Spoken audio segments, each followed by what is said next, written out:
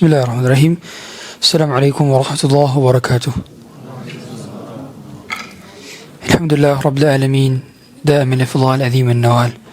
الصلاة والسلام على نبينا محمد مولى بلال بدر متلال وعلى آله وصحبه خير الصحب وآل. أشهد أن لا إله إلا الله وحده لا شريك له وأشهد أن محمدا عبده ورسوله وصفيه من خلقه وخليله أدى الأمانة وبلغ الرسالة ونصح للأمة وكشف الله به الغمة وجاهد في الله حق جهاده حتى أتاه اليقين وتركنا على محجة بيضاء ليلها كنهارها لا يزيغ عنا إلا هالك. اللهم فصل وسلم وزد وبارك وأنعم وكرم ومجد على عبدك ورسولك محمد صلى الله عليه وعلى آله وصحبه وسلم. أما بعد فإن أصدق الحديث كتاب الله وخير الهدى هدى محمد صلى الله عليه وسلم وشر الأمور محدثاتها وكل محدثة في دين الله بدعة وكل بدعة ضلالة وكل ضلالة في النار. Hadirin hadirat Allah Subhanahu wa taala. Perkenalkan, nama saya Abdurrahman Zahir.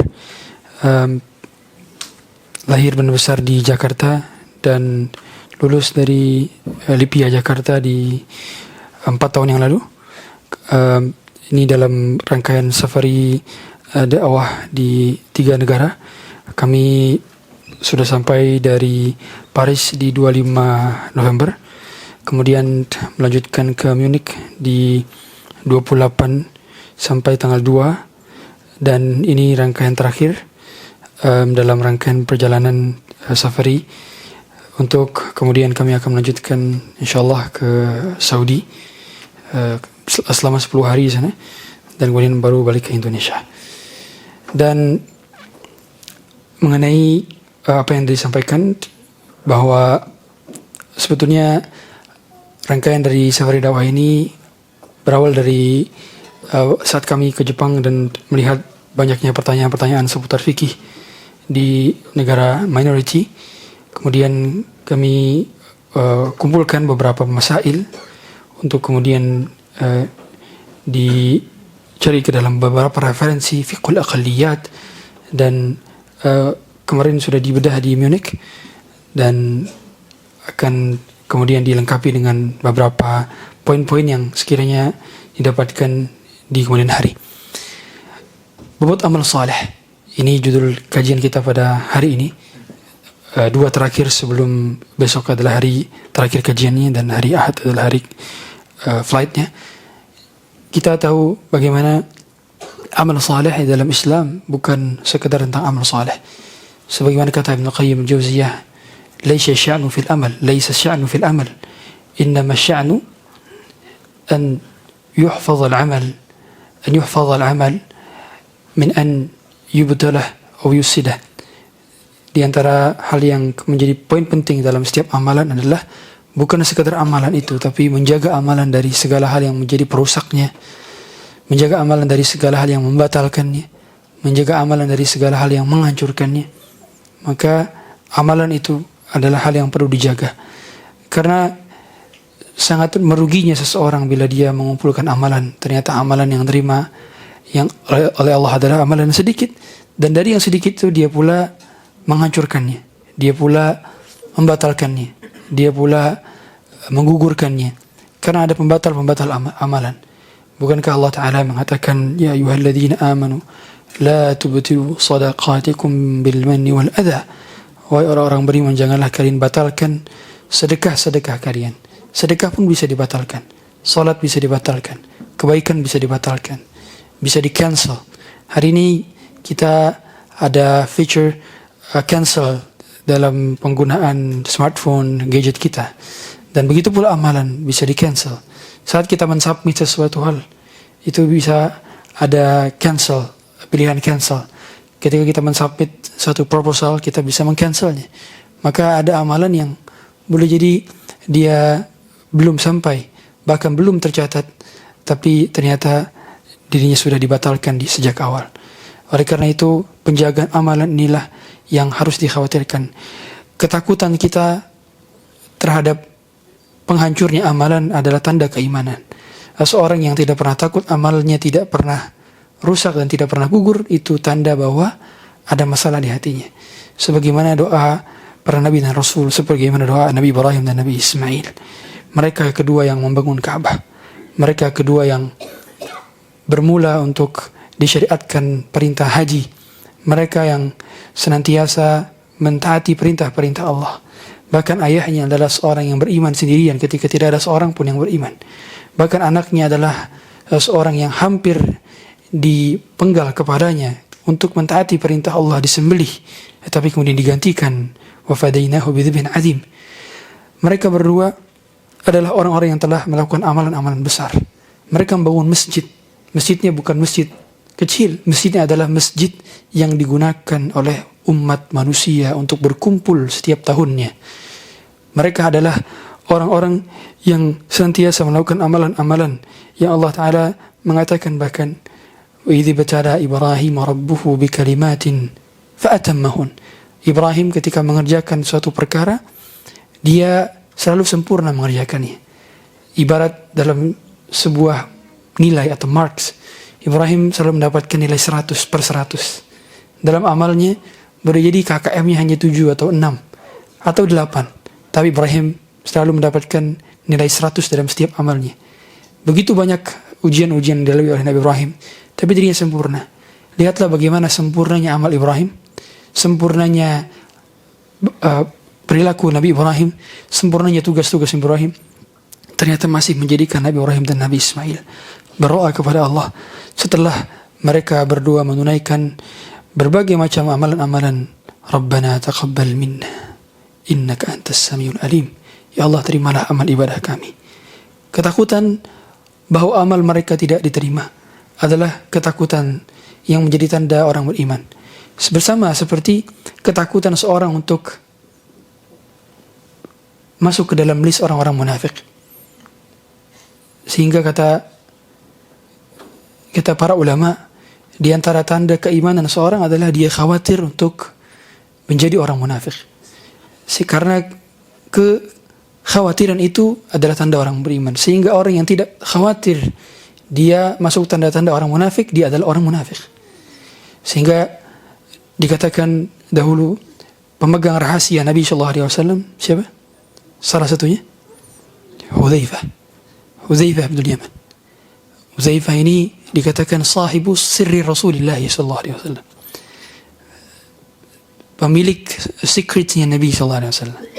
Satu ketika Umar bin Khattab radhiyallahu ta'ala mengetahui bahwa Hudzaifah ini memiliki nama-nama orang-orang munafik, the least name of hypocrite di zaman tersebut. Dan Umar bin Khattab bertanya kemudian kepada Hudzaifah. Umar bin Khattab bertanya kepada Hudzaifah, la tukhbirni an tilka al-asma. Jangan kabarkan kepadaku tentang nama-nama yang kau ketahui. Walakin ikhbirni hal fiyya fi tilka al-asma. Apakah ada namaku di dalam list itu? Dia bertanya, don't tell me who's on the list, but tell me, am I on the list? Bertanya. Yang bertanya bukan orang-orang kayak kita. Yang bertanya bukan orang tipe kayak kita. Yang bertanya adalah orang yang dijamin masuk surga. Yang bertanya adalah orang yang Nabi mengatakan sallallahu alaihi wasallam, "Lau kana ba'di nabiyyun lakana Umar." Seandainya ada nabi setelahku, maka nabinya adalah Umar. Yang bertanya adalah Umar bin Khattab. Takut dia adalah seorang yang munafik. Padahal Umar yang Nabi sallallahu alaihi wasallam pernah mengatakan dalam satu hadisnya, "Lau yuti'u Abu Bakr wa Umar." Seandainya mereka taat kepada Abu Bakar dan Umar, maka mereka akan yuflihu, mereka akan beruntung, banyak-banyak beruntung. Begitu banyak hal-hal yang disepakati dari ijtihadnya Umar bin Khattab. Bahkan sampai ada istilah muwafaqatu Umar. Hal-hal yang disepakati oleh Umar bin Khattab, ijtihadnya Umar yang membuat hal itu menjadi turunnya syariat. Anda tahu hijab itu atas permintaan siapa? Umar. Jadi dahulu ketika dalam satu malam kita tahu bahwa rumah Nabi SAW itu tidak ada hammamnya. Jadi kalau hammam itu perlu keluar. Makanya nama rumah Nabi itu Al-Hujurat. Ya, adalah Kamar-kamar yang tidak ada kloset di dalam ruangannya. Satu ketika Umar bin Khattab melihat salah satu dari istri Nabi SAW keluar dan untuk dalam satu hajat. Maka Umar bin Khattab kemudian meminta kepada Nabi SAW agar Allah menurunkan ayat hijab. Dan subhanallah ayat hijab turun. Umar pernah meminta kepada Nabi SAW agar disyariatkan salat di belakang tempat berdirinya Nabi Ibrahim, yaitu di belakang makam Ibrahim. Maka Allah Ta'ala menurunkan syariat untuk kita salat di belakang makam Ibrahim. Umar meminta kepada Nabi SAW agar Allah segera menurunkan ayat tentang haramnya khamar. Maka turunlah ayat khamar. Fahal antum muntahun. Subhanallah. Begitu banyak ijtihad Umar yang disepakati oleh Allah Ta'ala melalui lisan Nabi SAW. Tapi orang ini masih bertanya kepada Hudzaifah, apakah ada namaku di dalam list orang-orang munafik? Begitu tingginya keimanan seseorang, kekhawatiran amalnya tidak diterima. Karena kemunafikan bisa menghapuskan amalan. Bahkan orang-orang munafik termasuk ke dalam orang-orang yang akan berada di kerak api neraka. Innal munafiqina fid darkil asfali minan nar. Dan bahkan orang-orang munafik adalah orang-orang yang akan diuji pada saat melewati sirat. Jadi orang-orang kafir, orang-orang Yahudi dan Nasrani, orang-orang musyrik itu langsung masuk ke bawah neraka tanpa lewat sirat. Adapun yang melewati sirat hanya dua. Dan dialah orang mukmin, yang kedua adalah orang munafik. Tapi orang munafik jatuh ke bawah karena dipermainkan. Mengapa dipermainkan? Sebab mereka di dunia mempermainkan Allah. Yukhadi'una Allah wa huwa khadi'uhum. Mereka menipu Allah dan Allah pun tipu mereka. Maka kekhawatiran semacam ini yang mengharuskan kita berpikir untuk menjaga amalan kita. Amalan kita begitu sedikit, maka jangan dirusak dengan setitiknya dosa yang kita perbuat. Lihatlah bagaimana kita mengetahui perkataan daripada Sufyan Ats-Tsauri. Beliau pernah mengatakan, la tanzur ila sigharil ma'siyah walakin anzur ila man asait. Jangan pernah remehkan kecilnya kemaksiatan yang kita berbuat, tapi lihatlah kepada siapa kita sedang berbuat kemaksiatan. Di antara hal-hal yang menjadikan kita perlu menjaga amalan adalah yang pertama, kita harus mengetahui bahwa syarat diterimanya amalan adalah tauhid dan ittiba' kepada sunnah Nabi sallallahu alaihi wasallam. Sehingga pengetahuan kita terhadap amalan haruslah dibarengi dengan landasan ilmu. Tidak boleh ada satu amalan yang kita kerjakan dalam salat kita, puasa kita, zikir kita, tasbih kita, tahmid kita, tahlil kita, kecuali itu bersumber kepada sunnah Nabi sallallahu alaihi wasallam. Kecuali itu ada dalilnya. Jadikan setiap salat kita dari takbir hingga taslim semuanya adalah berdalil, ada dalilnya. Dan jadikan setiap aktiviti yang kita kerjakan semuanya berdalilkan dan semuanya karena ikhlas karena Allah Ta'ala.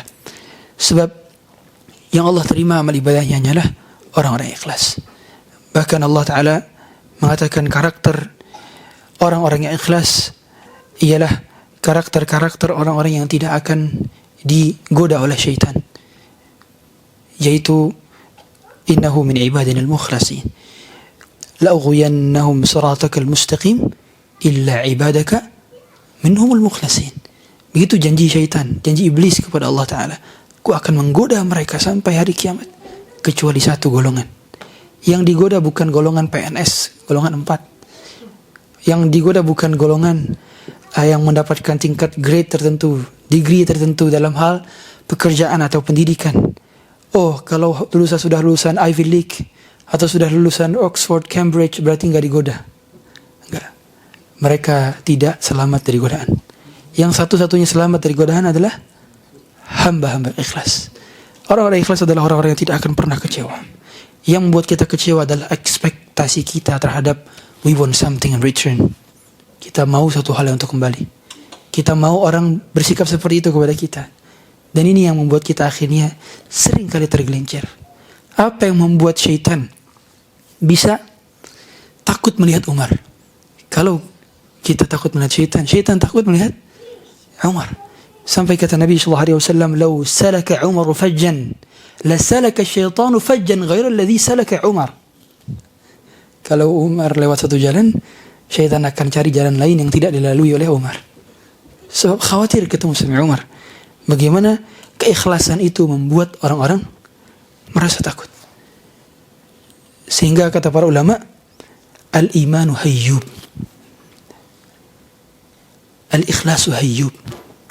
Keimanan dan keikhlasan itu mampu membuat orang berwibawa.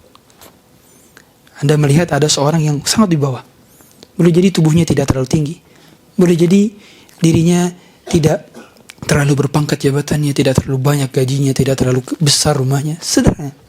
Tapi dia berwibawa di hadapan yang lainnya. Sebab dia punya iman. Anda boleh jadi melihat ada seorang anak kecil yang umurnya kecil, biasa dengan pakaiannya biasa, semuanya biasa, tapi dia berwibawa. Apa yang menyebabkan? Imannya. Sebab iman itu membuat orang terlihat lebih dewasa. Takwa membuat orang lebih terlihat lebih berwibawa. Maka keimanan itulah harus dilandasi dengan amal saleh. Dan ternyata hal yang menjadikan seorang bisa menjaga amalannya adalah dia selalu maintain apakah amalan yang saya kerjakan ikhlas karena Allah Ta'ala.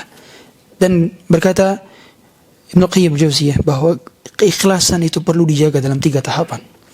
Kita perlu menjaga keikhlasan sebelum beramal, kita perlu menjaga keikhlasan ketika beramal, dan kita perlu menjaga keikhlasan setelah beramal. Maka tidak ada amalan yang lebih sulit daripada ikhlas. Sebab dia perlu di maintenance di setiap waktu. Sebagaimana kata Imam Sufyan Ats-Tsauri, "Ma 'alajtu syai'an ashadda 'alayya min niyyati li'anna tataqallabu 'alayya." Tidak ada satu hal yang lebih sulit untuk aku kontrol melebihi niatku, karena ia bolak-balik. Begitu mudahnya hati terbolak-balik. Inna quluba bani Adam baina usba'i min asabi'ir rahmani yuqallibuha kaifa syaa. Begitu mudahnya hati terbolak-balik. Yusbihu mu'minan wa yumsi kafiran. Boleh jadi dia pagi hari beriman dan sorenya menjadi kufur. Hari ini bisa kita saksikan. Ada orang paginya sholat subuh, sorenya mengucapkan selamat hari Natal. Ada orang boleh jadi sorenya dia sholat maghrib, tapi paginya dia merayakan Merry Christmas. Begitu mudahnya hari ini orang menjadi kufur dalam hitungan detik, disebabkan mereka tidak memiliki panduan ilmu di atas basirah yang telah Allah hujahkan kepada nabinya. Sehingga penjaga amalan yang pertama adalah dia harus maintenance niatnya ikhlas karena Allah dan amalannya sesuai dengan sunnah Nabi sallallahu alaihi wasallam. Yang kedua, di antara hal yang dapat menjaga keimanan atau menjaga amalan agar amalan tidak rusak adalah dengan terbiasa punya amalan yang tersembunyi. Terbiasa punya amalan yang tersembunyi. Waalaikumsalam warahmatullahi wabarakatuh. Kita adalah public person dan kita juga adalah private person. Semua di antara kita punya orang yang kenal aib kita dan kita punya kenalan dari orang yang tidak tahu aib kita. Semua kita punya. Silakan cari di kontak handphone kita. Rata-rata orang-orang itu tidak mengenal aib kita. Tapi ada sebagian di antara mereka yang tahu aib kita. Istri kita, orang tua kita, boleh jadi sebagian anak-anak kita, boleh jadi sebagian teman-teman lama kita. Mereka mengetahui boleh jadi aib-aib kita. Maka di antara tanda atau cara agar kita terbiasa melakukan kebaikan-kebaikan adalah kita memaksimalkan bahwa kita memiliki amalan spesial yang hanya kita punya dengan Allah Ta'ala. Kita tahu bagaimana hari ini semua platform sosial media menyuruh kita untuk bercerita kepada mereka. Anda buka Facebook menyuruh Anda bercerita. What's on your mind? Anda buka WhatsApp mengatakan at your status. Kemudian Anda buka thread, Twitter, apapun platformnya, mereka menyuruh kita untuk bercerita kepada mereka. Tapi lihatlah Allah benar-benar menginginkan amalnya spesial. Nabi SAW mengatakan, "Man istata'a minkum an yakuna lahu khib'un min 'amal as-salih falyaf'al." Siapa di antara kita yang mampu punya amalan khusus antara dirinya dengan Tuhannya, maka hendaknya dia lakukan. kita perlu list hari ini apa saja amalan yang benar-benar hanya Allah dan kita yang tahu. Bahkan boleh jadi istri tidak tahu.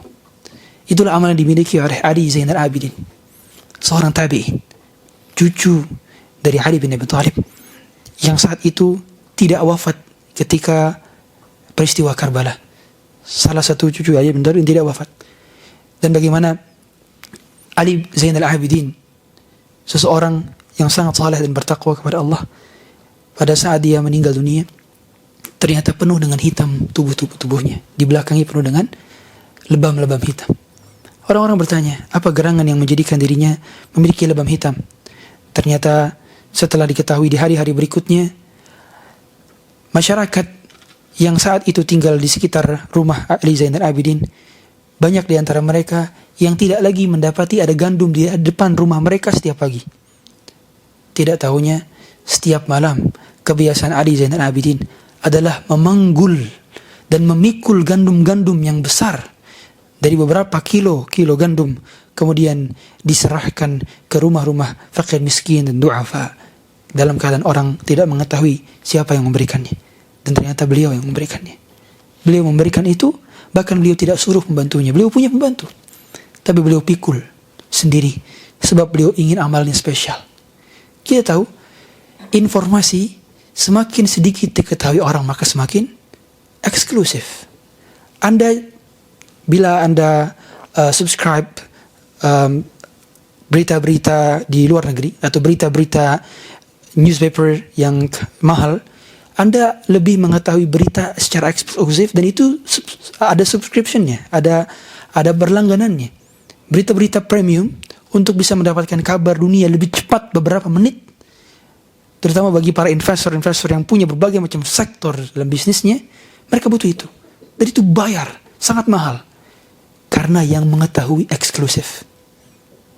Begitu pula kita. Amalan akan semakin eksklusif kalau semakin sedikit pihak yang mengetahuinya. Terlalu banyak orang-orang yang mengetahui amalan kita. Maka kita butuh amalan yang spesial. Amalan spesial hanya kita mengetahui dengan Allah saja. Bukankah kita tahu ada seorang pemuda yang dijamin masuk surga oleh Nabi SAW? Sebab dia punya kebiasaan yang hanya dia ketahui oleh dirinya dan Allah Ta'ala, yaitu memaafkan orang sebelum tidur, serta tidak hasad kepada satu orang makhluk pun di dunia ini. Sebab Allah bagikan rezeki sebagaimana dia membagikan ajal yang sudah ditentukan kadarnya. Maka speciality amal kita tergantung dari bagaimana kita punya amalan tersembunyi. Maka di antara cara agar kita istiqamah, kata para ulama, adalah punya kebiasaan amal sir. Nabi SAW adalah private person sekaligus public figure. Kita tahu bagaimana hari-hari kita, boleh jadi di antara kita bangun tidur itu seperti ngerasa burnout. Begitu banyak beban di kepala kita harus mengerjakan A, B, C, D di pagi hari. Apa yang menyebabkan? Boleh jadi karena memang tidak kita lakukan waktu sendiri, private kita dengan Allah. Seseorang yang telah melakukan aktivitas private-nya dengan Allah sebelum matahari terbit, dia akan benar-benar memiliki bahan bakar untuk menghadapi berbagai macam realita hidup yang akan dia mulai ketika matahari terbit. Sebagai contoh, Nabi SAW itu adalah orang yang punya private time, yang bahkan ketika ada seseorang yang mengganggu waktu private beliau, Allah langsung menurunkan ayat seperti thunderbolt di malam hari. Satu ketika ada orang Arab Badui yang datang kepada rumah Nabi SAW dan teriak, "Ya Muhammad!" teriak. Saat itu sudah Isya waktunya, sudah ba'da Isya, dan Nabi sudah bersama keluarganya. Maka Allah turunkan ayat, "Innal ladzina yunadunak min wara'il hujurat aktsaruhum la ya'qilun." Sesungguhnya orang-orang yang memanggilmu dari luar kamarmu adalah orang-orang yang tidak bisa berfikir. Mengapa Allah tegur Arab Badui? Bukan karena semata-mata mereka memanggilnya dengan ya Muhammad. Bukan semata-mata karena mereka adalah Arab Badui, tapi karena mereka mengganggu private time-nya Nabi SAW dengan keluarganya. Ini private time. Ini modenya Nabi SAW untuk switch off. Modenya untuk mematikan notifikasinya. mode di mana Nabi SAW tidak bisa diganggu bahkan oleh siapapun. Nabi butuh waktu bersama keluarga. Dan ketika Nabi SAW bangun tidur, beliau benar-benar memulai harinya dengan kalimat-kalimat Allah yang dalam Al-Quran, yaitu surah Ali Imran 10 ayat terakhir. Ketika beliau tidur, beliau juga membaca beberapa surah dalam Quran, di antaranya tiga qul, yaitu qul huwallahu ahad, Allahu samad, kemudian qul a'udzu birabbil falaq dan qul a'udzu bin nas. Kemudian beliau membaca ayat kursi dan beliau membaca ayat-ayat di dalam surah As-Sajdah. Beliau membaca ayat itu, dan bagaimana Nabi SAW benar-benar memiliki waktu private untuk kemudian beliau bisa bertemu dengan orang banyak. Bahkan satu ketika beliau merasa hatinya beliau ada gelisah karena terlalu banyak bertemu dengan orang. Beliau bertemu dengan para pembesar-pembesar kabilah-kabilah. Beliau bertemu dengan banyak istrinya. Beliau bertemu dengan banyak cucunya. Maka beliau mengatakan, innahu la yughanu ala qalbi. Pernah satu ketika saya merasa ada kegelisahan di hati saya. Wa inni la astaghfirullah fil yawmi mi'ata marrah. Maka saya langsung beristighfar 100 kali. Itulah cara Nabi SAW terkoneksi terus-terus dengan Allah Ta'ala, dengan amalan-amalan yang hanya beliau lakukan tanpa sepengetahuan orang lain. Meskipun orang-orang yang mengetahuinya sejatinya adalah orang-orang yang akan mengikuti jejaknya, tapi beliau benar-benar mengajarkan bahwa kita butuh private time. Dan private time itu waktu dimulai sebelum subuh. Jadi waktu terlambat bangun para sahabat adalah saat azan pertama subuh. Karena salat subuh ada 2 azan. Azannya Bilal dan azan Abdullah bin Ummi Maktum. Dan azan Bilal adalah azan yang pertama. Dan ketika itu Nabi SAW mengatakan kepada Bilal, liyuqidha na'imakum waliyurji'a qa'imakum. Yang belum bangun suruh bangun, yang sudah bangun artinya sudah salat semalam suntuk suruh pulang. Maksudnya apa? Berarti bangunnya para sahabat paling telat adalah kurang lebih 1 jam sebelum subuh. Ini injury time-nya bangunnya para sahabat. Dan bagaimana bangun dan tidur dalam Islam itu benar-benar diatur. Kita tahu, saya di beberapa negara itu ada National Sleep Foundation, ada yayasan-yayasan atau lembaga-lembaga yang ngurusin tidurnya. Begitu pentingnya permasalahan tidur dan bangun dan diatur. Dan bagaimana Allah Ta'ala ketika ayat kedua yang turun atau ayat yang kedua yang turun saat Nabi SAW pertama kali menerima wahyu adalah setelah Al-Alaq 1-5 Allah mengatakan, ya ayyuhal muzammil qumil laila illa qalila. Wahai orang yang berstimut, bangunlah seluruh malam. Nabi SAW di awal-awal beliau menerima wahyu, beliau itu bangun seluruh malam. Karena al-laila dalam bahasa Arab, al-lail atau alif lam menunjukkan al-istighraqiyah, artinya keseluruhan malam. Beliau benar-benar bangun seluruh malam. Barulah Allah mengatakan, nisfahu aw inqus minhu qalila aw zid alaihi warattilil qur'ana tartila. Boleh kurang, boleh tambah, tapi yang paling penting adalah kamu baca Quran di malam tersebut. Dan ini yang menjadikan hati kita terkoneksi terus-terusan dengan Allah. Betapa sering hati kita lalai dikarenakan ada disconnected kita dengan Quran di hari itu. Dan di hari di mana kita tidak memulai dengan zikir atau dengan bacaan Quran atau dengan mengingat Allah, hari itu berakhir sudah sebelum kita memejamkan mata dan sebelum benar-benar kita meninggal dunia. Hari itu benar-benar berakhir. Oleh karenanya di antara penggugur amalan adalah kata Nabi SAW, man taraka salat al-asri habita anhu amaluhu. Siapa yang meninggalkan salat asar maka gugurlah amalnya. Kata para ulama, ada yang mengatakan gugur amal seluruhnya, tapi di antara pendapat yang kuat di antara para ulama mengatakan adalah gugur amalan pada hari itu. Karena salat al-asri adalah salatul wusta. Sebagaimana Nabi SAW pernah menyatakan dalam saat keadaan perang Khandaq, yang pada saat itu mereka saking sibuknya untuk memanah, menggali parit, maka beliau sempat sampai ketinggalan salat asar. Kemudian beliau mengatakan salat asar adalah salatul wusta, karena dia salat tengah di antara subuh, zuhur, asar, maghrib, kemudian isya. Dan di antara amalan yang hendaknya kita kerjakan untuk menjaga kualitas dan kuantitas amalan tersebut adalah senantiasa kita hindarkan segala macam potensi untuk merusak amal. Di antara perusak amal adalah riya. Perusak amal yang paling umum adalah riya. Riya kita tahu itu bisa berpotensi bukan hanya setelah beramal, tapi juga sebelum beramal. Seorang yang memplanningkan untuk mengamalkan suatu hal, maka dia bisa berpotensi riya. Atau bisa ketika beramal, atau ketika selesai beramal. Maka penjagaan daripada 3 waktu inilah diperlukan. Bahkan dalam perkara amalan, hendaknya tidak perlu menceritakan mau apa. Dalam beberapa hal. Budaya yang paling sulit untuk kita kendalikan hari ini adalah budaya oversharing. Budaya berlebihan dalam bercerita. Sedangkan Nabi Yusuf dilarang untuk berlebihan dalam bercerita kepada saudara-saudaranya. Ya bunayya, la taqsus ru'yaka ala ikhwatika, fayakidu laka kaida. Wahai anakku, janganlah kau bercerita kepada saudara-saudaramu, nanti mereka akan membuat makar kepadamu. Artinya budaya berlebihan dalam bercerita bukan budaya kenabian. Kita semua hendaknya tidak perlu menceritakan, oh kepada setiap orang besok saya tahun ini mau haji, tahun ini mau umrah. Keep it secret. Tidak perlu semua orang tahu. Karena di antara tanda atau cara mensukseskan sebuah amalan adalah dengan cara merahasiakannya. Nabi SAW mengatakan ista'inu ala qada'i hawaijikum bil kitman. Mintalah pertolongan kepada Allah untuk menuntaskan amalan kita dengan cara menyembunyikannya. Jadi planning kita, don't let them know your next move.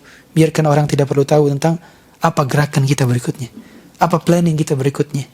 Keep it secret. Dan hanya beberapa orang yang perlu mengetahui. Tidak setiap orang siap mendengarkan planning kita. Dan karena setiap planning itu bisa terusakkan oleh orang-orang yang hasad.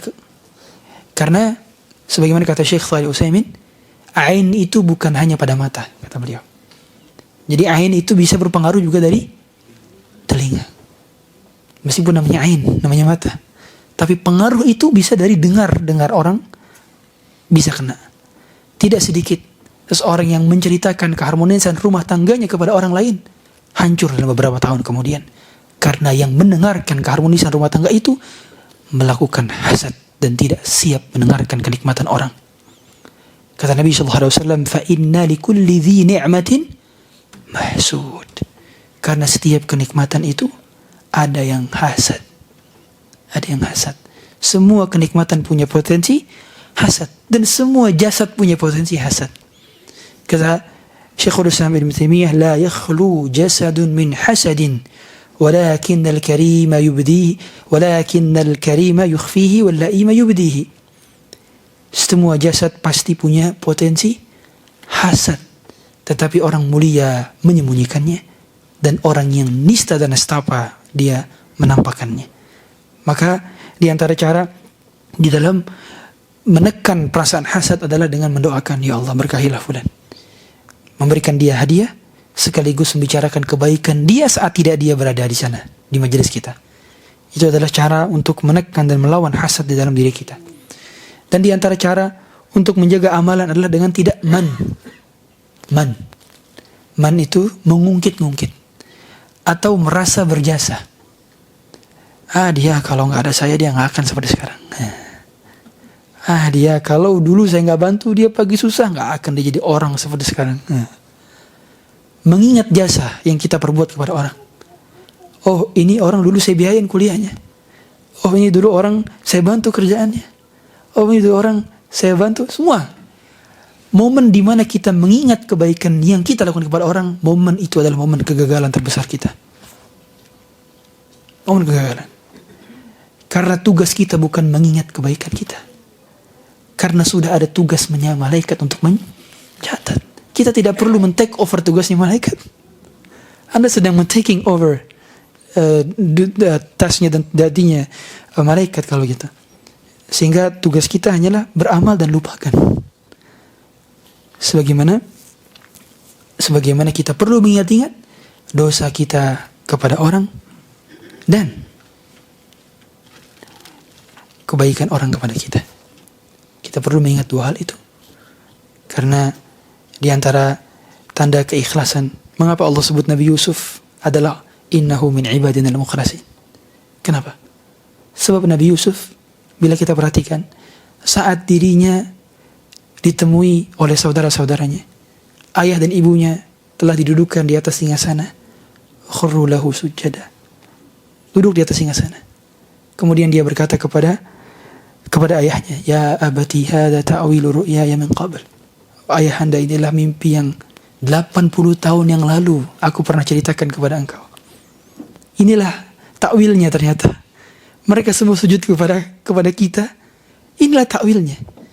80 tahun lalu Yusuf berkata kepada Yakub, ya abati inni ra'aitu ahada asyara kawkaba wasyamsa wal qamara ra'aituhum li sajidin. 80 tahun lalu. Kemudian apa yang dikatakan oleh Yusuf? Qad ahsana bi. Lihat bagaimana tanda orang ikhlas itu tidak mengungkit kejelekan dan keburukan orang. Perhatikan ayat ini. Qad ahsana bi. Allah telah berbuat baik kepadaku. Idh akhrajani minas sijni. Allah telah mengeluarkanku dari penjara. Wa jaa'a bikum minal badwi. Dan Allah telah mendatangkan kalian dari kampung pedalaman. Min ba'di an nazagha asyaitanu baini wa baina ikhwati. Setelah syaitan memisahkanku dan kalian dalam jangka waktu yang lama. Inna rabbi latifun lima yasha. Sungguhnya Tuhanku adalah zat yang maha lembut, latifun lima yasha, terhadap apa yang dia kehendaki. Nabi Yusuf punya kesempatan yang sangat potensial untuk dia ceritakan semua kisah masa lalunya ketika dirinya dicemplungkan ke dalam sumur, dijual sebagai seorang budak, dibeli di pasar, digoda oleh Imratul Aziz, dimasukkan ke dalam penjara. Punya semua cerita dan keluh kesah untuk diceritakan. Tapi ingat, Anda orang ikhlas, tidak bahkan menceritakan keburukan yang dia dapatkan dari orang. Dia tidak punya kesempatan untuk ingat-ingat itu. Yang dia ingat adalah apa? Kebaikan. Dia ingat kebaikan. Bagaimana Allah telah memberikan kebaikannya berupa dikeluarkannya dari penjara. Satu yang dia ingat.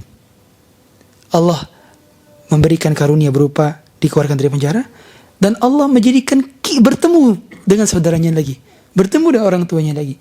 Dia bahkan tidak ingat bagaimana keburukan orang kepadanya. Bukan tidak ingat, tapi benar-benar tidak ingin mengingat-ingat. Karena kemampuan kita untuk tidak mengingat itu butuh diusahakan. Sebagian orang ada yang merasa terngiang-ngiang atau bagaimana dia berusaha untuk mengingat-ingat kembali keburukan orang kepadanya. Dan itu yang membuka luka kelam. Luka lama akan bersemi kembali kalau diingat-ingat. Kita masih ingat bagaimana Nabi SAW berhadapan dengan Wahsy. Apa yang Nabi lakukan? Setiap kali melihat wajah Wahsy, beliau berpaling. Agar beliau tidak mengingat, agar beliau tidak mengingat bagaimana peristiwa pembunuhan paman yang dia cintai. Paman pertama yang masuk Islam siapa? Hamzah. Terbunuh oleh Wahsy. Dan at the end of the day Wahsy ternyata masuk Islam. Bagaimana tidak sakit hati perasaan Nabi SAW. Nabi, boleh saja Nabi bisa Nabi balas dendam, bisa, tapi tidak diperbolehkan tentu, dan Nabi tidak akan berbuat demikian. Sebab ya hati Nabi begitu lembut. Tapi Nabi berusaha menjaga jarak dengan Wahsy karena takut memori lama akan terulang kembali, terngiang-ngiang kembali. Makanya para ulama mengatakan boleh jadi kita maafkan seorang, tapi kita boleh jaga jarak setelahnya, agar tidak ada luka yang lama terbuka dan bersemi kembali. Dan di antara sifat man itu adalah pembatal amalan. Makanya Allah Ta'ala mengatakan, ya ayyuhalladzina amanu la tubtilu sadaqatikum bil manni wal adha. Dengan penyebutan jasa dan adha. Adha adalah ungkapan-ungkapan nyelek bahasanya. Ungkapan-ungkapan menyela, sambil menyela. Kamu itu gak bakal bisa tanpa saya. Kamu itu begini. Bahkan dia mengucapkan kosakata kotor. Dan ini pembatal amalan. Dan di antara pembatal amalan juga adalah hibah yang diminta kembali. Hibah hukum asalnya tidak boleh diminta kembali, kecuali dari bapak kepada anak. Ada pengecualian, para ulama mengatakan Karena Nabi SAW mengatakan فَإِنَّ الْوَلَدَ مِنْ كَسْبِهِ, karena anak itu bagian dari usaha ayahnya. Tapi hukum asalnya hibah dilarang untuk diminta kembali. Orang yang sudah sedekah untuk masjid, nggak jadi deh, balikin lagi setengahnya aja. Orang yang sudah invest dalam perkara akhirat untuk untuk ngasih makan orang-orang yang habis sholat Jumat, nggak jadi deh buat makan di rumah. Kata Nabi SAW, al-a'idu fi hibatihi kal-kalbi fi qai'ih. Orang yang meminta dikembalikan hibahnya, mohon maaf, seperti anjing yang menjilat kembali muntahnya. Dan dilarang kita untuk meminta hibah kita kembali. Dan itu membatal amalan. Bahkan keadaannya dan kedudukannya lebih hina daripada sebelumnya. Maka penjagaan amanah adalah dengan tidak man. Bagaimana agar kita tidak mengungkit jasa kita? Simple dan sederhana. Kita tidak boleh mengingat jasa kita. Bahkan kata para ulama, di antara kebiasaan buruk seseorang ketika man itu adalah dia merasa bahwa dia adalah orang yang super power ketika membantu orang. Jadi saat kita membantu saudara kita di Sumatera, saat kita membantu saudara kita di Palestina, saat kita membantu saudara kita yang sedang lemah, jangan pernah berpikiran bahwa kita di atas mereka. Ini adalah sifat man. Man itu merasa, I'm over you, saya di atas kalian, saya lebih dari antara kalian. Nih, itu man. Jadi kalau orang yang bersedekah yang tidak punya sifat man, karakternya apa?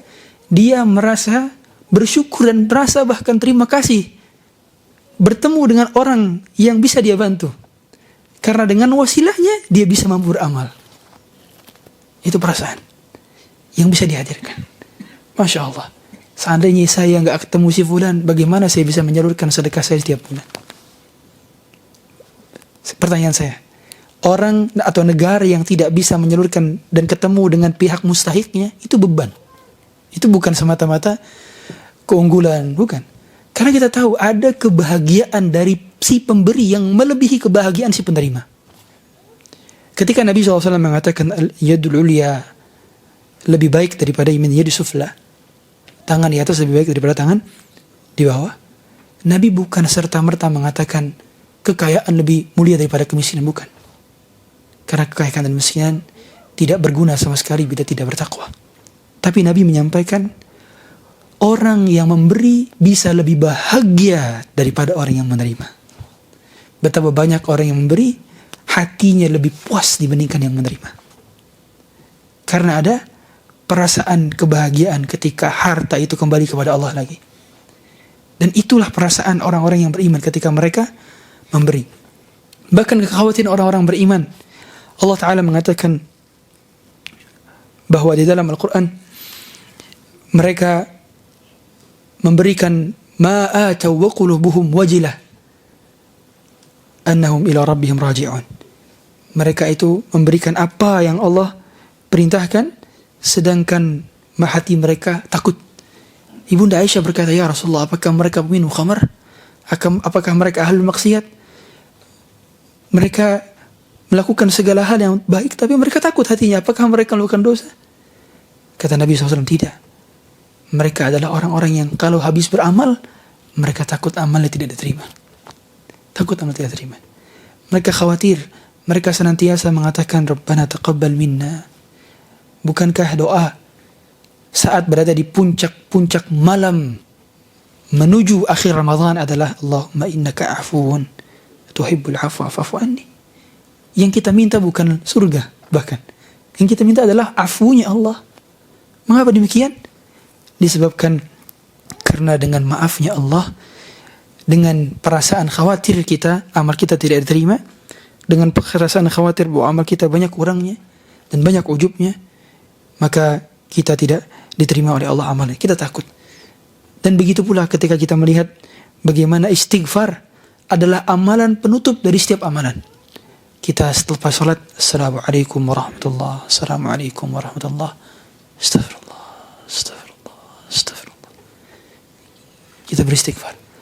Bahkan pada saat kita melakukan perkara-perkara kebaikan, kita dituntut untuk memperbanyak taubat. Bahkan Nabi SAW Fathu Mekah menang.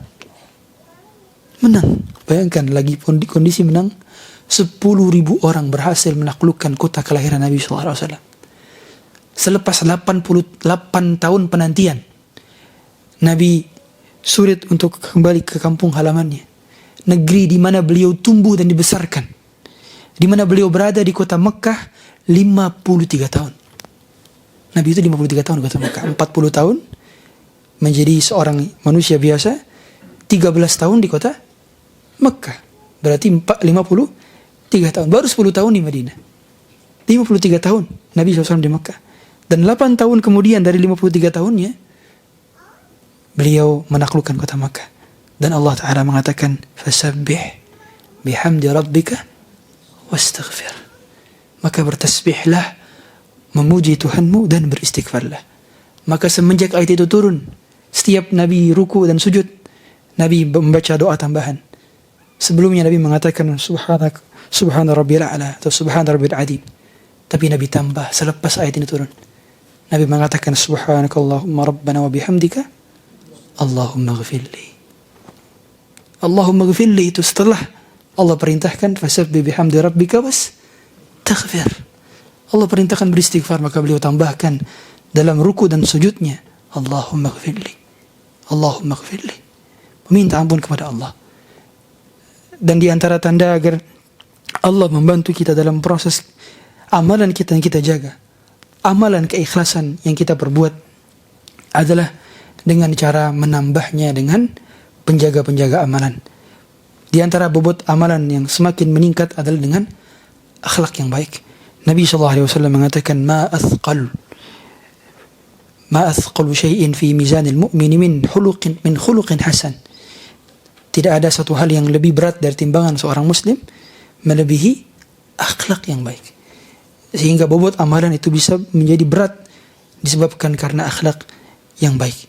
Dan bobot amalan juga bisa menjadi semakin berat sesuai dengan kadar keikhlasan. Bobot amalan juga bisa semakin berat sesuai dengan kadar ittiba'nya. Karena di antara tafsiran di dalam surah Al-Mulk, liyabluwakum ayyukum ahsanu amala, untuk menguji kalian. Allah yang menciptakan kehidupan dan kematian untuk menguji kalian, siapa di antara kalian yang baik amalnya. Kata Al-Imam Fudail bin Iyad, aswabuhu wa akhlasuhu, yang paling benar dan yang paling ikhlas. Sehingga bobot amalan itu bisa menjadi berat di sisi Allah Ta'ala. Dan bobot amalan bisa semakin berat bila dirahasiakan. Bobot amalan semakin berat tentu bila benar-benar dijaga keikhlasannya dan dijaga bobotnya agar tetap sesuai dengan dalam kandungannya. Dan di antara perusak amalan selain daripada seseorang melakukan kemudian riya, adalah dengan sum'ah. Kalau riya adalah ingin dilihat, kalau sum'ah adalah ingin didengar. Nabi SAW mengatakan, man samma'a samma'allahu bih. Siapa yang melakukan sum'ah, maka Allah akan buka aibnya di hari kiamat, bahwa ternyata dia tidak berniat untuk mengikhlaskan amalannya. Dia ingin didengar oleh orang, dia ingin terkenal sebagai person tertentu. Maka di antara hal yang menjadikan seorang perlu membaca suratul Kahf setiap malam Jumat dan hari Jumat. Bahkan Nabi SAW yang menyatakan bahwa siapa yang benar-benar menghafalkan, mengamalkan isi dan kandungan daripada 10 ayat pertama dalam suratul Kahf, dia akan benar-benar dijaga dari fitnah Dajjal. Apa gerangan yang menjadikan suratul Kahf bisa menjaga dan benteng dari fitnah Dajjal? Kata para ulama, karena suratul Kahf itu terisi dari 4 tipuan yang menjadikan manusia banyak gagal. 4 tipuan ini berasal dari 4 cerita dalam suratul Kahf. Apa 4 cerita dalam suratul Kahf? Yang pertama, kisah Ashabul Kahf. Yang kedua, kisah Dzulqarnain. Yang ketiga, kisah Musa dan Nabi Khidir. Yang keempat, kisah pemilik kebun. Kata para ulama, kisah yang pertama adalah ujian merasa terhimpit karena peer pressure. Ujian karena mayoritas orang berbuat kefasikan, kita ikut berbuat kefasikan. Ujian kita berada di negeri minoritas adalah ujian suara kita sedikit. Dan bahkan ujian boleh jadi muslim di negerinya sendiri, boleh jadi dia merasa asing karena ternyata banyak orang yang tidak berbuat sesuai dengan sunnah Nabi sallallahu alaihi wasallam. Maka kita belajar dari bagaimana Ashabul Kahf yang benar-benar hilang dari hingar-bingar. Mereka benar-benar masuk ke dalam goa untuk tinggal yang Allah tidurkan sampai 300 tahun lamanya. Karena ada fitnah mayoritas. Yang Allah Ta'ala mengatakan kebanyakan dari manusia itu la fasiqun. Kebanyakan dari manusia itu la zalimun. Mereka kebanyakan fasik, mereka kebanyakan zalim. Yang kedua, kisah Dzulqarnain menunjukkan bahwa fitnah yang kedua yang banyak melalaikan manusia adalah fitnah kekuasaan. Bagaimana kekuasaan bisa menghancurkan seseorang? Maka Allah berikan contoh, Dzulqarnain adalah seorang yang tidak menyalahgunakan kekuasaannya. Fitnah yang ketiga adalah fitnah berkenaan dengan ilmu. Bagaimana Nabi Musa benar-benar ditegur oleh Nabi Khidir. Wa kaifa tasbiru ala ma lam tuhit bihi khubra. Bagaimana kamu bisa melakukan perkara sesuatu hal yang belum kamu tahu ilmunya? Bagaimana kamu bisa mengerjakan perkara dan bisa sukses di bidang tersebut kalau kamu tidak mengetahui ilmunya? Bagaimana kamu bisa bersabar menghadapi berbagai macam rintangan dan ujian, lika-liku dalam kehidupan, dinamika dalam kehidupan, warna-warninya, riuh, rendahnya, dan serta seluruh peluh dan kesahnya kalau kita tidak punya ilmunya? Maka ujian yang berikutnya adalah ujian ilmu. Bagaimana orang berilmu Nabi Musa diperintah untuk belajar lagi kepada orang yang bahkan kedudukan di akhiratnya lebih tinggi Nabi Musa. Surganya lebih tinggi mana, Nabi Musa atau Nabi Khidir? Nabi Musa. Nabi Musa peringkat surganya ditemukan oleh Nabi SAW ketika di langit bertemu, itu di langit ke-6.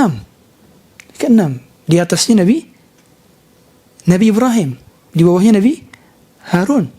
Bagaimana tingginya kedudukan Nabi Musa. Bahkan Nabi Musa termasuk ulul azmi, sedangkan Nabi Khidir bukan ulul azmi. Tapi Nabi Musa diperintahkan untuk belajar. Betapa banyak orang yang telah memiliki ilmu merasa dia tidak perlu belajar lagi. Maka ujian bagi yang memiliki ilmu. Oh, ini temanya sudah saya sering hadiri. Oh, ini kajiannya sudah khatam. Masa kitab tauhid lagi? Masa usul salasa lagi? Masa qawaidul arba' lagi? Ya, yang lain lebih advance lah. Merasa lebih tahu.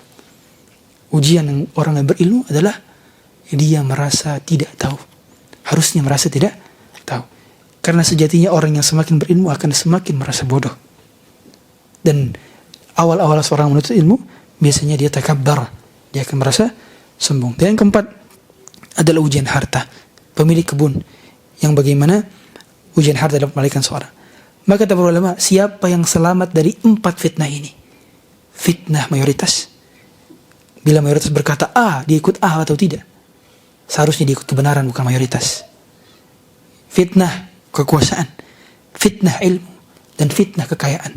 Bila dia selamat dari 4 fitnah ini, maka Allah mudahkan dia untuk selamat dari fitnah Dajjal. Itu kata para ulama. Mengapa Suratul Kahf menjadi penyelamat dan benteng kita untuk selamat dari fitnah Dajjal? Karena fitnah Dajjal sejatinya adalah fitnah yang berkaitan dengan 4 hal. Karena Dajjal memiliki ilmu, Dajjal memiliki kekuasaan, Dajjal diikuti banyak orang, dan Dajjal punya kekayaan. Kalau kita gagal di 4 fitnah ini, kita gagal sebelum bertemu dengan Dajjal. Maka sejatinya seorang perlu membentengi dirinya dari hal-hal yang mengundang hasratnya untuk merusak amalnya. Dan terus-teruslah meminta kepada Allah Ta'ala agar menjaga amal-amal kita diterima oleh Allah, sedikit banyaknya, luas sempitnya. Dan Allah menjaga keikhlasan kita dengan cara kita terus mohon pertolongan kepadanya. Mungkin demikian dalam sesi waktu, karena disampaikan tadi sesi saya adalah 1 jam. Dan setengah jam kita akan ada Q&A. Wallahu ta'ala alam bissawab.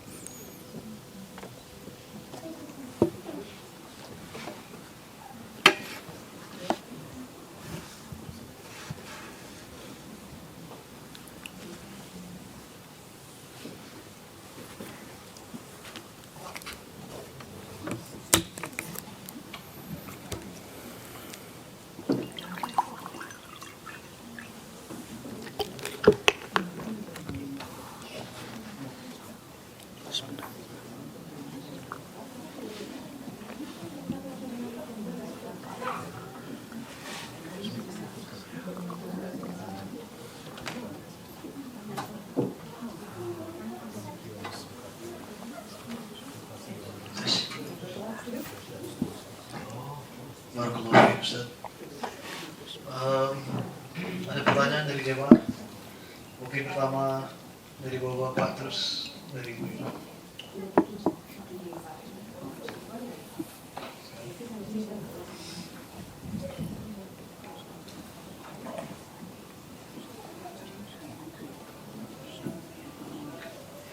Sebelum kita lanjut ke Q&A, insya Allah ada tabaruan dulu untuk di Sumatera yang terkena musibah. Insya Allah setelah kurang lebih 3-5 menit kita lanjutkan lagi.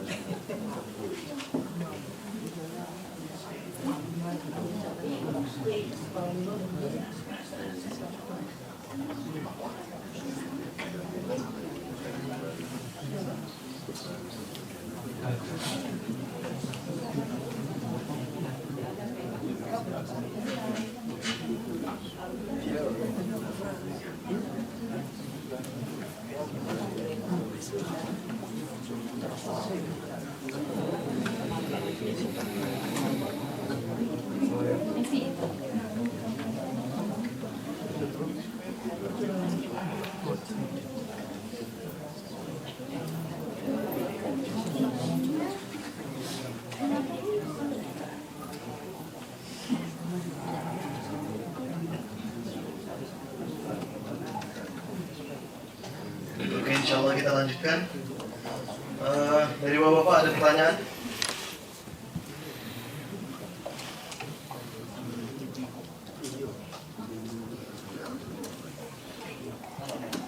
Yang ada pertanyaan boleh angkat tangan.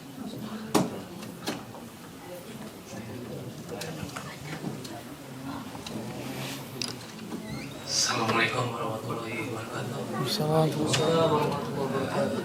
Saya ingin bertanya, Ustaz, di Indonesia itu kadang-kadang orang ngaku jadi malaikat Jibril itu, orang banyak yang percaya dan pengikutnya juga banyak. Terus ada orang ngaku bisa menggandakan uang atau apa gitu, pengikutnya juga banyak, yang ikut juga orang-orang berpendidikan tinggi. Jadi itu fenomena seperti apa, Ustaz? Jadi bagaimana kita bisa melindungi diri dari orang-orang seperti itu? Demikian. Terima kasih. Barakallahu fiik. Setiap pengikut kesesatan, setiap kesesatan itu akan dilanggengkan sampai hari kiamat dan akan ada pengikutnya. Demikian kata Imam Malik. Dan setiap orang yang mengaku Nabi itu tidak akan berhenti sampai Musailamah saja. Akan selalu ada orang yang ngaku Nabi. Ada yang ngaku sebagai malaikat, ada yang ngaku sebagai orang yang bisa bicara sama semut. Orang ada yang subhanallah. Keunikan akhir zaman sebetulnya bukan mereka yang unik. Yang unik adalah yang jadi muridnya. Karena akan selalu ada yang jadi muridnya. Anda lihat yang bisa bicara sama semut itu ada yang jadi audiensnya, ada yang di belakang, ada yang sambil ngangguk. Saya tidak tahu apa yang kamu ganggukan. Dan demikianlah memang sunatullah. Allah jadikan ada orang-orang yang selalu menjadi du'atu ila abwabil jahannam, du'at kepada pintu-pintu neraka, dai-dai menuju pintu neraka, yang mereka senantiasa mengajak orang untuk melakukan perkara-perkara yang sia-sia, perkara-perkara yang tidak ada ajaran dalam agama, perkara yang diperbarui dalam syariat, dan ini tidak ada contohnya. Dan dari setiap zaman itulah ujian-ujian akidah seorang mukmin. Dan nanti pada saat Dajjal benar-benar Allah tampakkan, kita tahu surganya adalah neraka, neraka adalah surganya. Itulah perkataan Nabi SAW mengenai Dajjal. Jadi kalau kita memilih nerakanya Dajjal, itu adalah surganya. Dan kalau kita memilih surganya, Dajjal itu adalah nerakanya. Sehingga begitu rabunnya. Dan hari ini kita melihat tidak sedikit bagaimana kebenaran itu benar-benar diputar balikan oleh orang-orang yang melakukan itu dengan argumentasi yang salah. Tetapi bagi orang yang beriman dan berhujjah dengan hujjah yang benar, dia akan kokoh. Sebagaimana alladzina rasikhuna fil ilm, mereka-mereka yang kokoh keilmuannya, mereka yang benar-benar tidak akan mudah tergoyahkan dengan isu apapun. Maka kethabatan di dalam beragama, keistiqomahan itu memang perlu dijaga dan perlu di maintenance. Dan di antara cara menjaga keistiqomahan itu adalah dengan bersabar berkumpul dengan orang-orang saleh. Allah Ta'ala mengatakan wasbir nafsaka ma'al ladzina yad'una rabbahum bil ghadati wal 'ashyi yuriduna wajhah. Bersabarlah kalian ketika kalian berhadapan dengan orang-orang atau berkumpul dengan orang-orang yang pagi dan petang mereka memanggil Allah, mereka berzikir kepada Allah, mereka beribadah kepada Allah. Sabar. Kenapa? Sebab orang-orang yang mengingat Allah, orang-orang yang bertakwa kepada Allah adalah orang-orang yang paling sulit diatur, karena hanya Allah yang mampu mengatur mereka. Mereka hanya mau diatur oleh satu pihak. Mereka bukan tipe orang yang gampangan. Mereka bukan tipe orang yang oke, lanjut, oke, ikut, oke. Mereka bukan orang yang gampangan. Dan butuh kesabaran untuk bergaul sama mereka. Dan itulah cara istiqamah. Seandainya kita butuh goa-goa lainnya selain Ashabul Kahfi, maka kita butuh teman-teman seperti orang-orang yang terselamatkan akidahnya, yang orang-orang yang mau bersiap menjadi ghuraba. Ghuraba bukan berarti pakaiannya compang-camping. Ghuraba adalah merasa bahwa dirinya berada di atas kebenaran meskipun semua orang berkata itu salah. Kebenaran tetaplah kebenaran meskipun semua orang mengatakan itu kesalahan. Hak tetaplah hak meskipun sejuta manusia mengatakan itu batil. Akidah tetaplah akidah meskipun semua orang mengatakan itu sesat. Tetaplah kebenaran keteguhan. Itu disampaikan oleh Nabi SAW bahwa as-sabir ala dinihi qalqabidi ala al-jamar. Orang yang sabar di akhir zaman seperti memegang bara api. Bahkan Nabi SAW mengatakan dalam satu hadisnya bahwa siapa yang beramal pada saat peristiwa yang banyak fitnahnya, maka Nabi mengatakan kahijratin ilayya, dia seperti hijrah menujuku. Dikatakan muhajir, berarti dia mendapatkan pahala muhajir. Kita tahu bagaimana kedudukan muhajir. Muhajir adalah orang-orang yang banyak masuk dijamin masuk surga Nabi SAW. Bahkan Ahlul Badr semuanya adalah muhajir.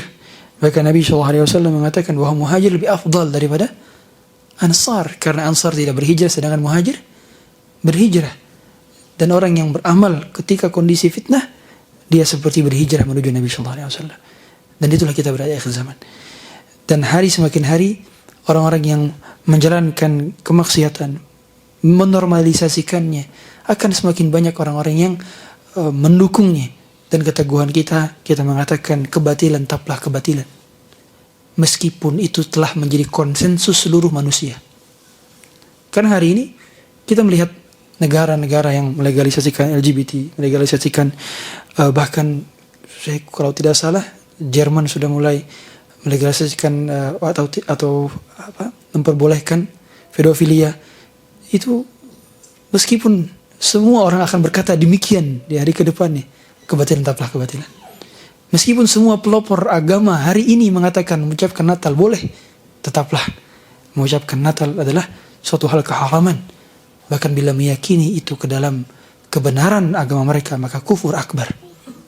Maka hari ini kita diperlihatkan dengan Saya di sini, subhanallah, saya tidak pernah melihat rainbow flag kecuali di sini. Maka Anda harus benci melihat itu. Anda harus benci melihat simbol-simbol kekufuran. Anda harus benci melihat simbol-simbol kemaksiatan. Bahkan jangan dianggap keren. Wah keren nih, apa namanya, pohon Christmas tree, wah keren. Nah, nggak boleh. Kita bahkan nggak boleh anggap itu keren. Simbol-simbol itu simbol kekufuran, dan bahkan semua hal yang menjurus kepada kefasikan harus kita benci sejak awal. Dan kebencian itu harus dilatih di hati. Jangan dinormalisasikan. Karena yang menjadikan iman kita runtuh adalah berawal dari menormalisasikan kejahatan. Akhirnya berujung kepada ketidakbanggaan. Mengapa ada orang yang meninggalkan agamanya? Kenapa? Karena dia tidak merasa percaya dengan agamanya. Dia merasa tidak cukup berbangga dengan agamanya. Dia merasa ada something good in another religion. Dia merasa ada suatu hal yang baik daripada agama lain. Maka ketika dia menganggap itu, oh itu baik juga, itu keren juga, dia sudah mulai dia meninggalkan agamanya setahap demi setahap, sejengkal demi sejengkal, di mana nantinya Allah akan tetapkan pada dirinya dicabut rasa keimanannya. Waliyadzubillah. Nasallallahu taufiq wassalamah wal afiyah. Allahu a'lam. Mungkin ada pertanyaan dari ibu-ibu, dan pertanyaan tidak harus tentang Bapak Soleh, tapi boleh juga dengan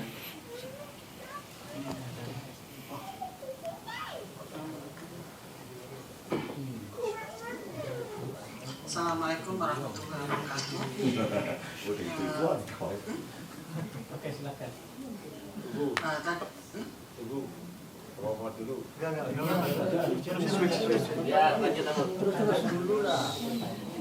Silakan Ibu. Ya, tadi kita larangan untuk riya dan sum'ah. Bagaimana kita ini setiap amalan atau kita orang bersedekah itu mencontohkan kepada anak kita, keponakan-keponakan, dan juga kita mengajak kepada teman kita, kalau gini loh caranya, kalau kita ini kemungkinan kita lebih baik di sini bisa ngasih tetangga-tetangga kita di Indonesia, contohnya makanan, atau setiap Jumat kita memberi Jumat berkah untuk dari sini ke tetangga-tetangganya gitu. Apakah itu termasuk riya dan sum'ah, Ustaz? Biar anak saya, keponakan itu biar meniru untuk maksud saya itu untuk meniru perbuatan kita gitu. Biar dia paham, di sini kan semuanya orang mampu. Assalamualaikum Ustaz. Biar saya nyambung aja, mungkin ada Silakan. kaitannya dengan. Jadi ya, saya mohon maaf untuk pengurus Masjid Khairul Muslim pada saat tadi MC ingin melanjutkan acara terus dipotong untuk tabarwat. Apa nggak ada cara lain untuk gimana ya? Karena Ustaz tadi bilang bahwa suatu amalan itu lebih baik disembunyikan. Menyambung tadi seperti pertanyaan Ibu, apa ada hal yang lebih baik yang bisa kita lakukan di sini untuk ya memberi supaya hal-hal seperti tabarruat atau apa itu lebih ideal gitu, Ustaz. Tertutup. Bisa juga terbuka, tapi tidak dengan, mungkin Ustaz punya ide untuk itu. Terima kasih. Assalamualaikum. Assalamualaikum warahmatullahi wabarakatuh. Allah Ta'ala mengatakan, in tubudus sadaqati fa ni'mahi wa in tukhfuha wa tu'tuha al-fuqara fa huwa khairul lakum. Kalau kalian menampakkan sedekah kalian, maka itu baik. Tapi kalau kalian sembunyikan dan kalian berikan kepada fakir miskin, maka itu yang terbaik untuk kalian. Maka default dari sebuah amalan sebetulnya adalah tersembunyi. Bahkan dalam perkara sedekah, hukum asalnya adalah tersembunyi. Tetapi dalam beberapa perkara, bila ada kemaslahatan untuk ditampakkan, tetapi tentu hati manusia benar-benar yang mengetahui antara dirinya dengan Allah. Bal insanu ala nafsihi basirah walau alqa ma'adhirah. Manusia yang lebih tahu tentang keadaan imannya, seberapa bertahan dan kuat dirinya ketika beramal dan dilihat oleh orang. Dan Nabi SAW mencontohkan keduanya, sehingga dalam satu momen biasanya beliau ketika beberapa ada peperangan, beliau menyuruh para sahabat itu untuk berinfak. Anfiq ya Umar, anfiq ya Abu Bakrin. Beliau menyuruh beberapa sahabat untuk berinfak. Dan kita bisa tahu dari mana Umar bin Khattab pernah menginfakkan setengah hartanya. Dari mana? Dari hadis. Dan hadis itu tanda bahwa beliau terang-terangan sedekahnya. Kita tidak pernah tahu kalau Abu Bakar pernah menginfakkan seluruh hartanya, kalau tidak ada yang pernah meriwayatkannya. Dan ada yang meriwayatkan karena Abu Bakar tidak tersembunyi dalam sedekahnya ketika itu.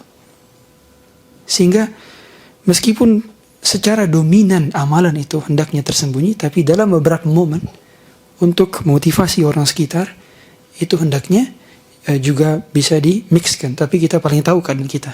Boleh jadi kita bukan Umar dan kita bukan Abu Bakar, dan kita paling tahu bagaimana keadaan iman kita.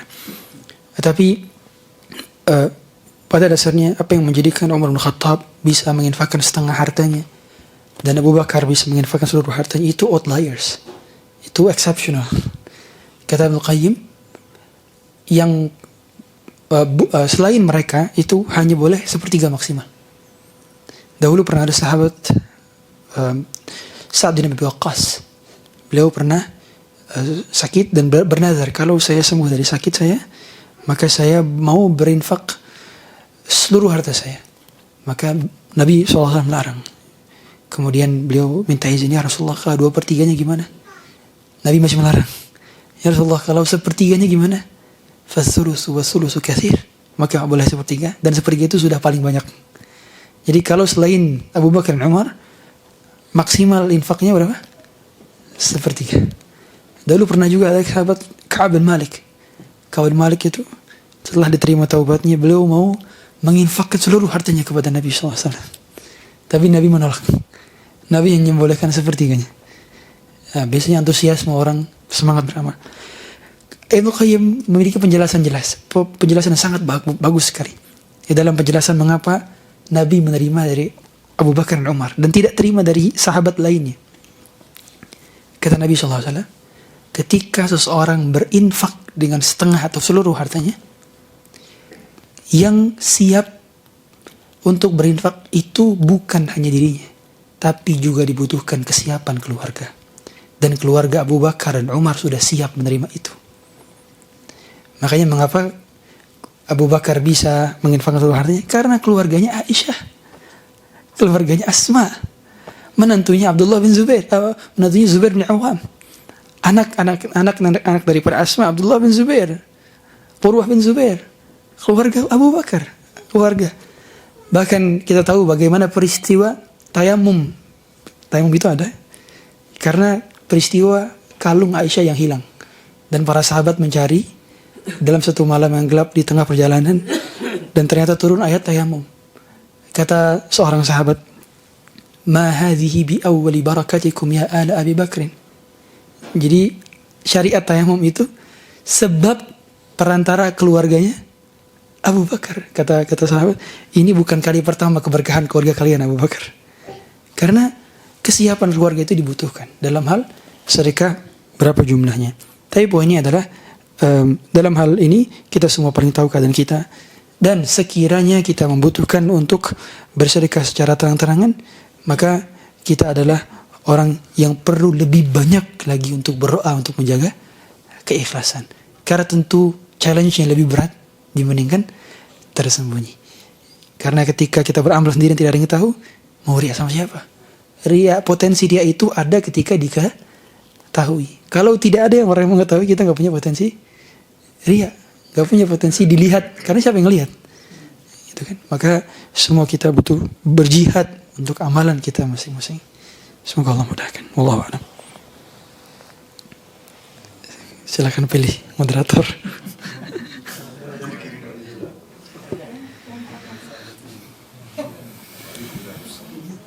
Terima kasih. Assalamualaikum warahmatullahi wabarakatuh.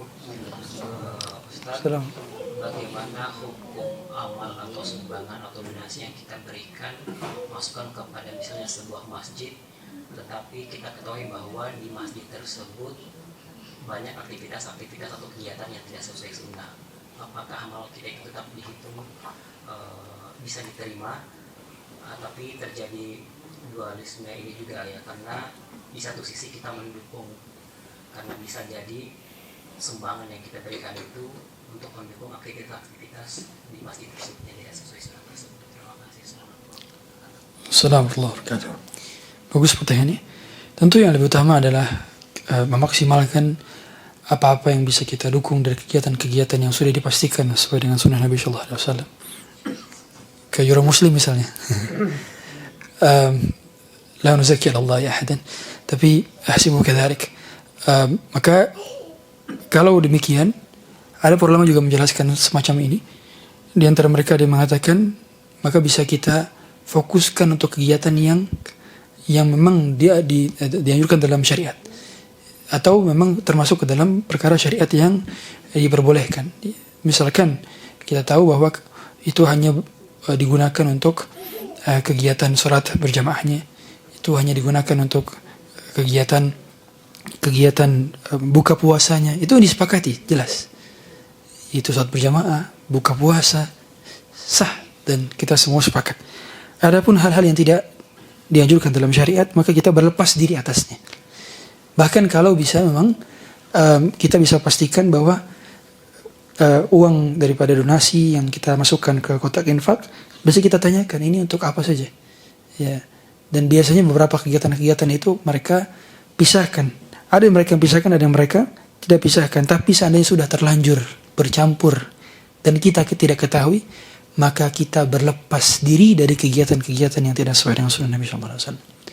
Karena itulah batas kemampuan kita yang bisa kita ketahui. Adapun kegiatan-kegiatan yang ternyata mereka lakukan untuk hal demikian, kita tidak bertanggung jawab. Akan tapi kalau ada pilihan untuk berinfak kepada masjid atau tempat atau lembaga atau yayasan yang sudah memiliki kegiatan yang hanya sesuai dengan sunnah Nabi SAW, tentu itu adalah hal priority yang bisa kita utamakan. Karena sedekah butuh kecerdasan. Dan di antara kecerdasan dalam bersedekah adalah mengetahui potensi kegiatan-kegiatan sampai benar-benar diamalkan. Oleh karenanya, kegiatan seorang ketika berzakat, wakaf, infak, sedekah, itu bukan serta-merta saya sudah mengeluarkan. Bukan, tapi benar-benar dia perlu memastikan. Dan inilah tanggung jawab di antara kecerdasan kita. Karena bagaimanapun itu adalah amanah yang perlu disampaikan sampai ke penerimanya, sampai kegiatannya. Kita tahu hari ini orang bisa kurban itu via aplikasi. Dia tinggal pesan online, kurbannya disembelih, dia nggak pernah lihat kambingnya, dia nggak pernah sembelih, bahkan dia nggak pernah lihat dagingnya. Banyak hari ini. Tahukah kita bagaimana Nabi SAW menyembelih? Beliau terlebih dahulu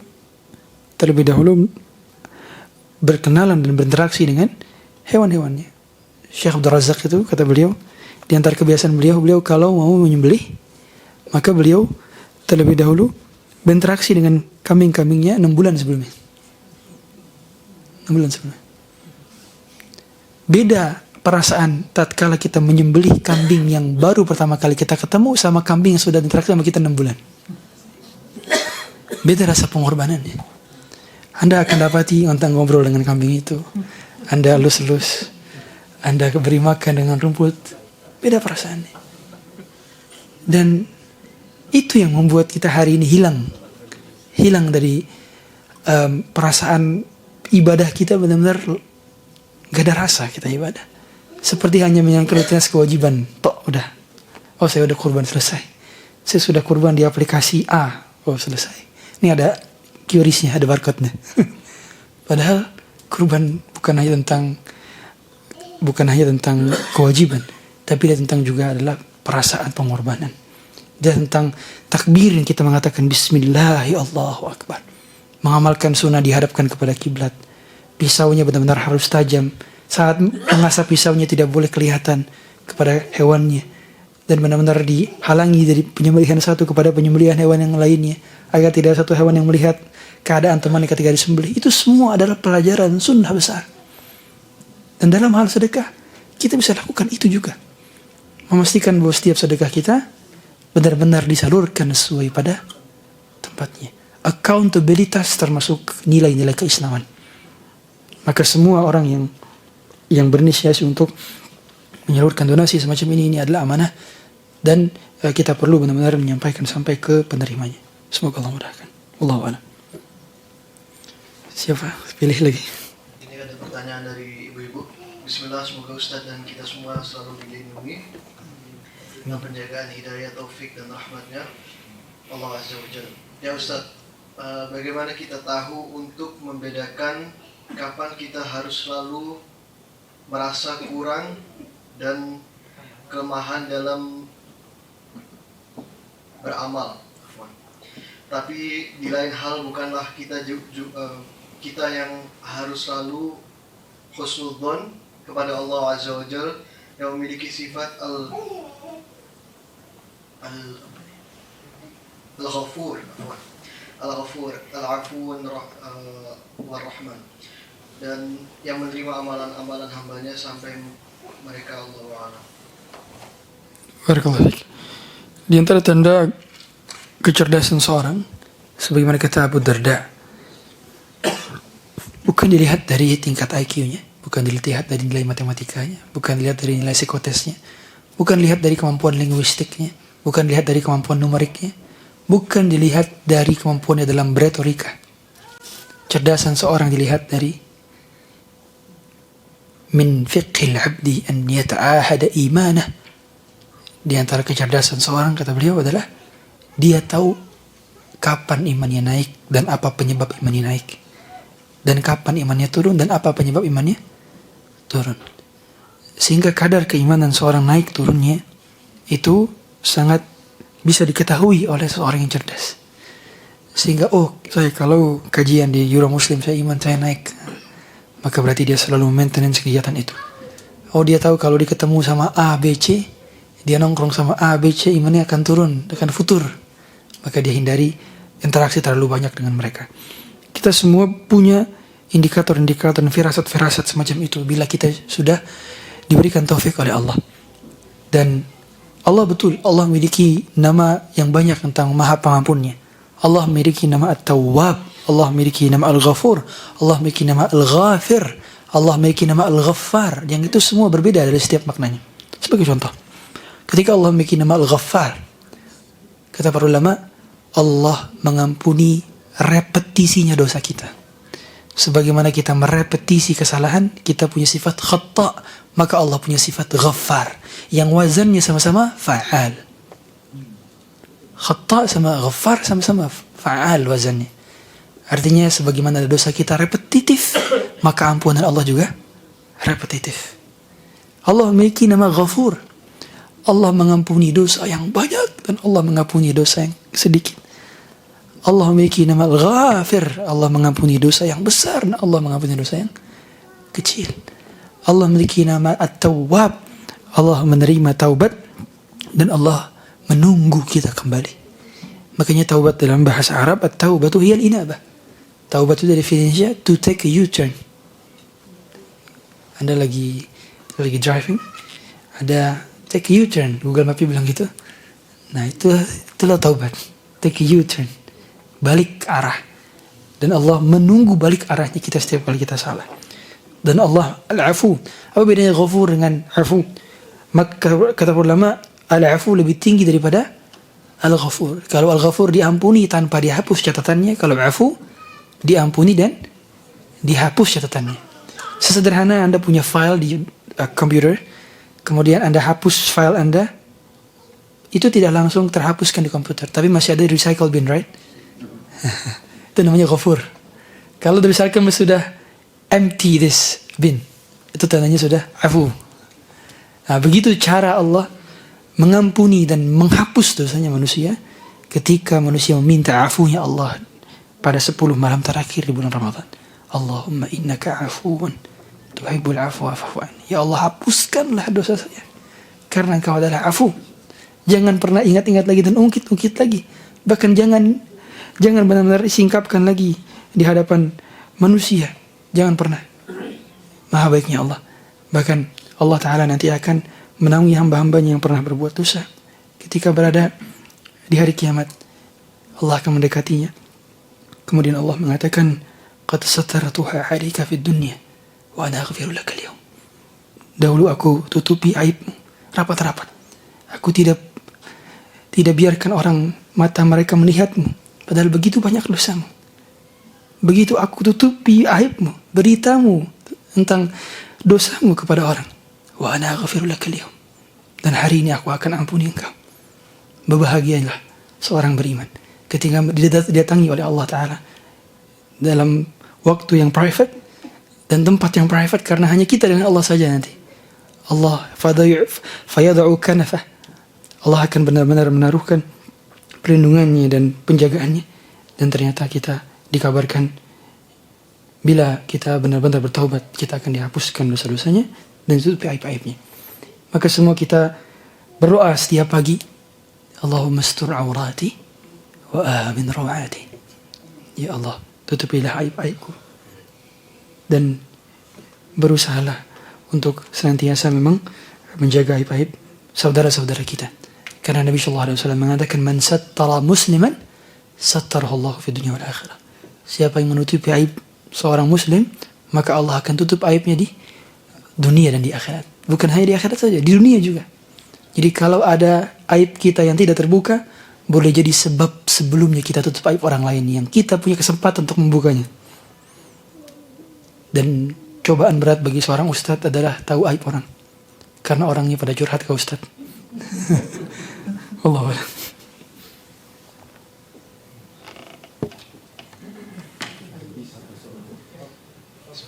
Assalamualaikum warahmatullahi wabarakatuh. Ustadz, saya punya pertanyaan.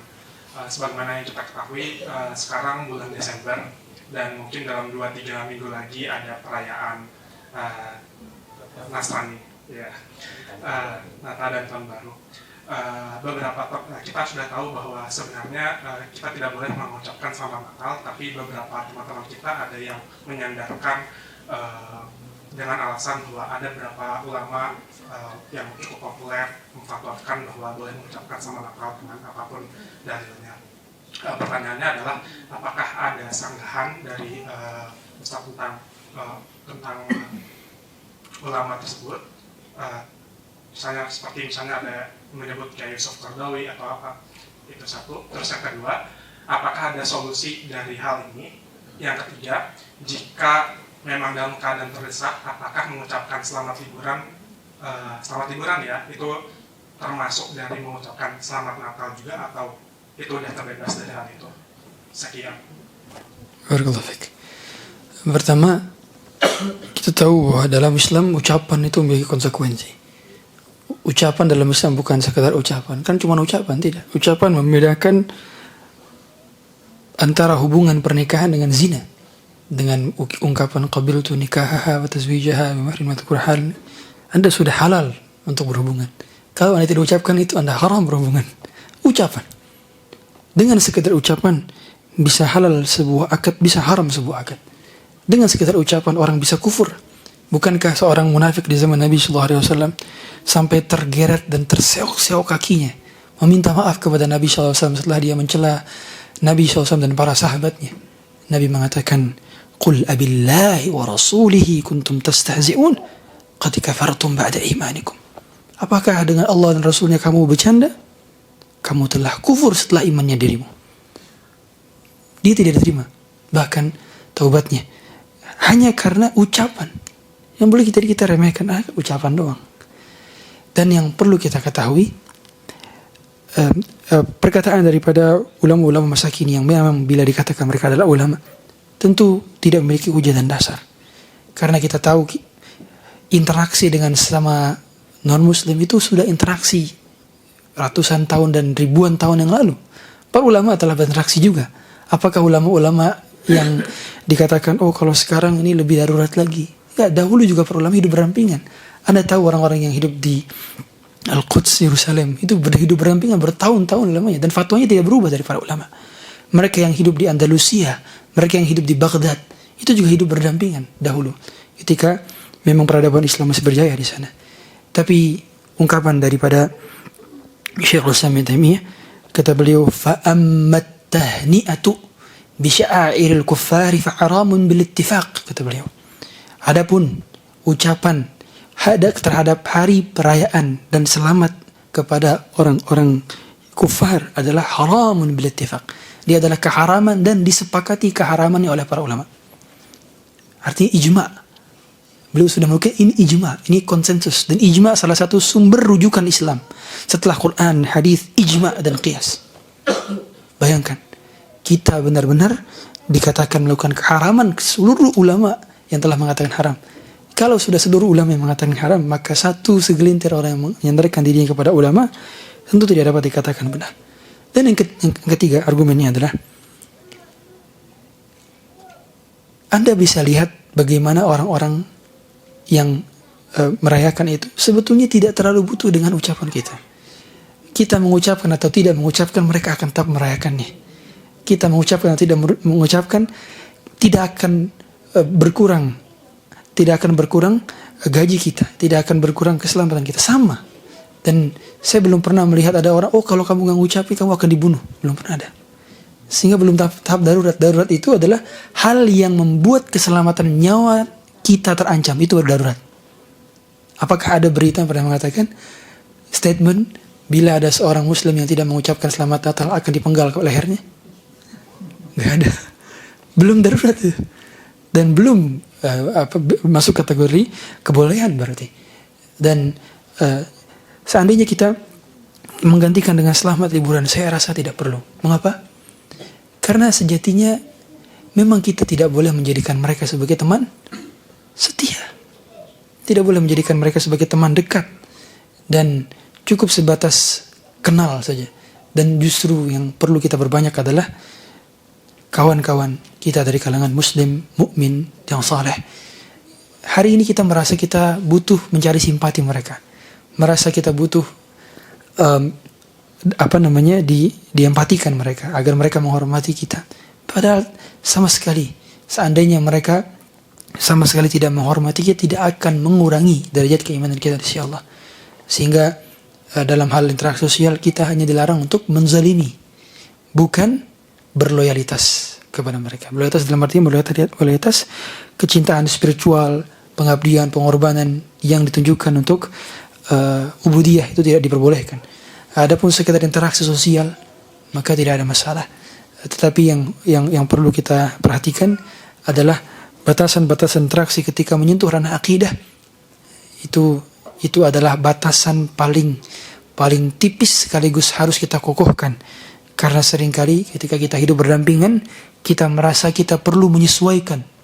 Padahal harusnya mereka yang benar-benar patuh kepada perintah Allah. Dan Allah Ta'ala mengatakan pada saat setiap perayaan mereka, takadus samawatu yatafattarna minhu. Hampir saja langit pecah, hampir saja gunung meletus, hampir saja bumi berporak-poranda. Anda'u lirrahmani walada. Karena mereka mengucapkan bahwa Allah punya anak. Dan ini perayaan setiap tahun, dan tiap tahun lahir bencana.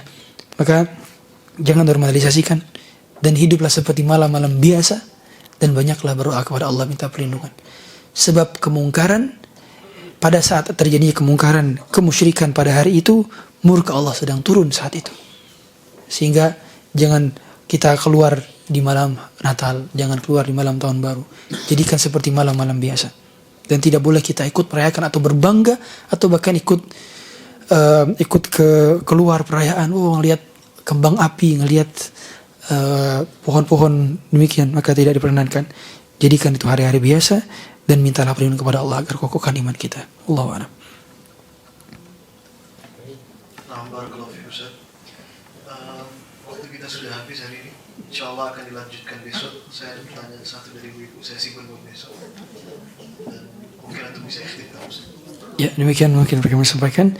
Terima kasih atas atensinya dan mohon maaf atas kebodohan, kekhilafan dan kekurangan pada waktu dan ilmu kami. Kita tutup dengan doa kafaratul majlis. Subhanakallahumma bihamdik, asyhadu an la ilaha illa anta, astaghfiruka wa atubu ilaik. Sallallahu nabiyana Muhammadin wa ala alihi wa sahbihi wa sallam. Assalamualaikum warahmatullahi wabarakatuh.